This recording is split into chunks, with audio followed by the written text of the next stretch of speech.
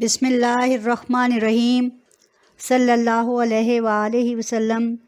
ناظرین محترم، آپ کے اور میرے پیارے آقا حضرت محمد صلی اللہ علیہ وآلہ وسلم مدینہ کی طرف ہجرت فرما ہوئے تو آپ صلی اللہ علیہ وآلہ وسلم نے یہودیوں کے قبائل کے ساتھ ایک معاہدہ کیا جو تاریخ میں میثاق مدینہ کے نام سے جانا جاتا ہے۔ اس معاہدے کے فریقین میں سے یہود میں سے ایک قبیلہ بنو نذیر ایسا خبیث قبیلہ نکلا کہ جس نے نبی کریم صلی اللہ علیہ وآلہ وسلم کی نعوذ باللہ کو قتل کرنے کی سازش تیار کر لی۔ چنانچہ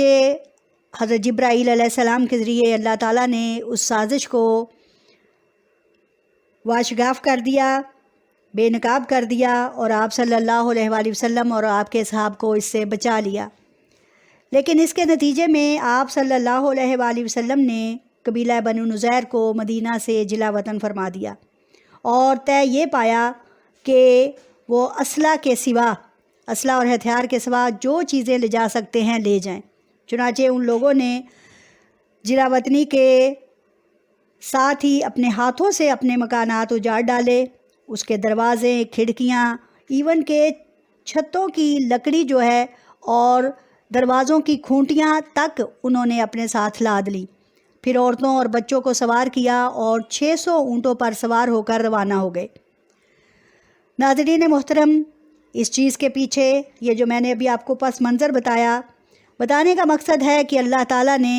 وہ زمینیں اور وہ قلعے جو کہ یہودیوں کے تھے ان کو خالصتاً آپ صلی اللہ علیہ وآلہ وسلم کے تصرف میں دے دیا، جس سے آپ صلی اللہ علیہ وآلہ وسلم نے اپنی ازواج مطہرات کے خرچ کا انتظام فرمایا، اور اس طرح اس کے اندر اللہ تعالیٰ نے مال فے یعنی وہ مال جو دشمن سے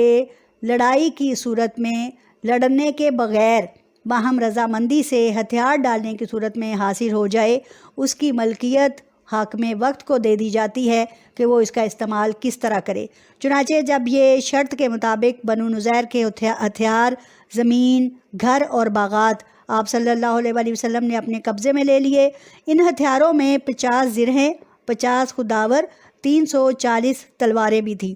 بنو نذیر کے یہ باغات، زمین اور مکانات خالص رسول اللہ صلی اللہ علیہ وآلہ وسلم کا حق تھا، چنانچہ آپ صلی اللہ علیہ وآلہ وسلم نے اسے مال غنیمت کی طرح 5 حصوں میں تقسیم نہیں فرمایا، بلکہ آپ صلی اللہ علیہ وآلہ وسلم نے اس میں سے کچھ مال جو ہے اولین مہاجرین پر تقسیم فرمایا اور کچھ 2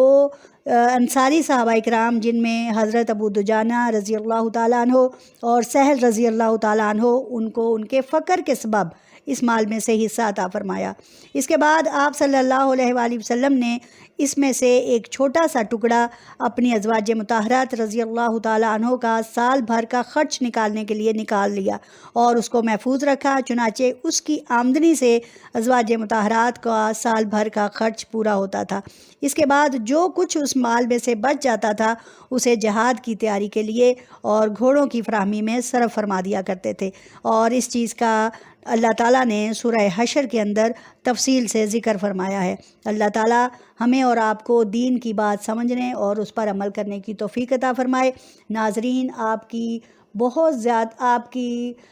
سپورٹ کا، آپ کے مجھے سبسکرائب کرنے کا بہت بہت شکریہ کہ آپ لوگوں نے مجھ جیسی ادنا سی استاد کو اس قابل سمجھا۔ وآخر دعوانا الحمدللہ رب العالمین۔